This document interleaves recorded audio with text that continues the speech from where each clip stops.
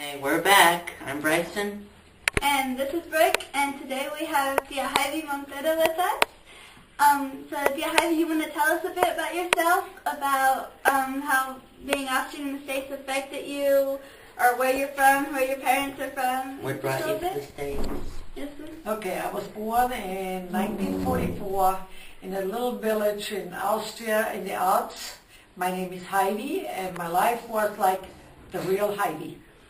My grandfather was exactly like you read in the storybooks, and after the war there was no food, nothing, no work for us. So most of the people had to leave the country, and many of them went to South Africa, to Australia, or many other countries. And my family had all the papers ready to leave for Sydney, Australia. And my father was 10 years in Siberia in prison. And on the last day of the train that came out of Russia, my father came home. So obviously we never left Austria, and we remained behind, but many of my family left Austria and to look for work and peace. And my family pulled everything together, but we lost most of our things. But when I was 22, 23, I was approached by an American company from Washington, D.C.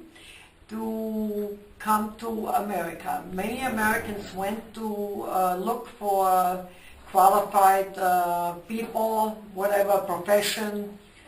And in my case, I was a hairdresser, and I have won many competitions. And an American company, a famous company from Washington, saw me on the stage and hired me immediately. 2 weeks later, I was on a plane to America, all by myself. I was 23 years old. All I can say is I got off the plane and I said, this is heaven. My first trip was to New York City. I wanted to find the street with the gold in the streets. And I went there and I was very disappointed. I couldn't find Broadway. It was not gold. It was just electric lights, but I had mistaken them for pure gold. But I was happy anyway because it was shiny, bright, and people had a lot of food in the streets, and there was meat on the bones, and it was fair. I was immediately hired, and I was paid a fair price, and I was given my American papers in 6 months. Immediately, I proved myself to be very hardworking. 1 year later, I was put in a management position. 3 years later, I had my first hair salon. And as time went on, I married a South American man, Chilean. I'm speaking to you from Santiago, Chile right now. And we are retired, but America has given me everything I wished for. It was the most amazing place, fair, decent, the most generous people on earth, the most honest people. To an extent, the American people are the most honest, self-criticizing people. They can laugh at themselves and always tell you the truth, no matter how much it hurts. But honesty is a big, big thing in America. And here in Chile, it is different. Honesty is sugar-coated, and you never know whether it's honest or not. So I'm having a hard time being here, as I consider myself as an American. 47 years exactly I was in Washington, and I have 2 adopted children, and obviously, I have only good things to say. My children are back in America. I have no intentions to leave America. And my dream is to go back home. And I'm making my dream real. I'm moving towards to go back to America. And my husband has no choice but to go. Well, and I have met this wonderful American family. And I'm not so sure. I think we have the same belief. the same feeling towards America. You have to come over a little bit. I think it's wonderful for Brooks to go to America to go to school and experience firsthand the generosity of Americans. In here or in other countries, generosity is existing, but there's always a second thing behind it. Americans will freely give you something and not expect nothing back. In other foreign countries, it's not that way. They will give and expect to get back. So I think these are the most important things that I miss of the kindness of the Americans. They will open up their doors to anybody in the world. And I have traveled the whole world. I have seen a lot of racism, a lot of class systems.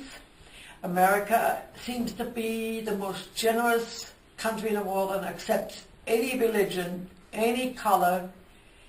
And like I said, I'm going home.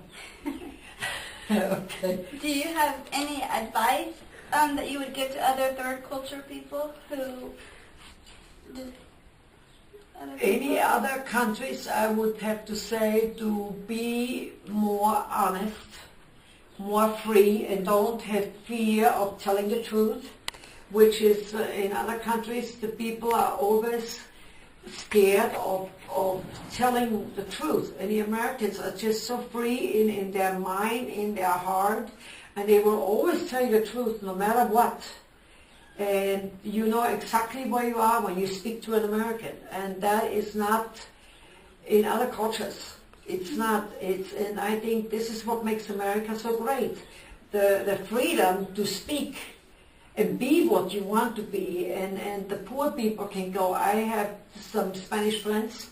They went to America and opened up. They came on a bicycle to repair my car, and today they own a big, huge company. Oh, wow. And only in America that's possible. Mm-hmm. And in other countries it is not possible.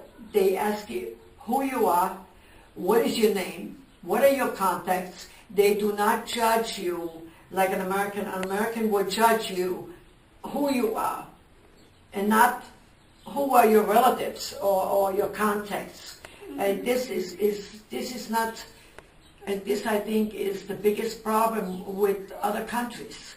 In America, you have a chance to come from a poor family. You can become a doctor. You can become anything you want. And this is not so in other countries. It is all by contacts, and especially in South American countries, the corruption is huge. And in America, the corruption is not anywhere near as it is in other countries. There is corruption everywhere in the world, but the honesty is bigger than anything else, and the fairness of the Americans to give you a chance to succeed. But if you're lazy, forget it. You better go back home to your country. Laziness does not work in America. You cannot. Americans are getting tired of paying the bills for people who come there and exploit the government and live off the government, and I have seen it firsthand. And it was a lot of Latino countries went to America and exploited that fact to welfare system, medical system, and because they are taught from their background to make money the easy way, not the honest way.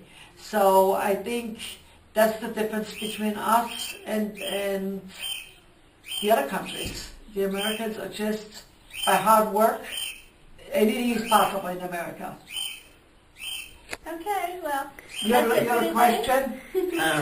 Well, I think you pretty much answered it. It was like, how did going to the States affect you? Like, what perspective did it give you on life? But, well, I think if you go to America and if you're honest and hardworking, you can make it. But I do think that if you are a crook, they very quickly find out and you don't have a job. But if you are honest and hardworking, they give anybody a job, even maids. I have friends, I used to have a maid that helped me, and after 3-4 years, she had a cleaning company, and she couldn't even speak English.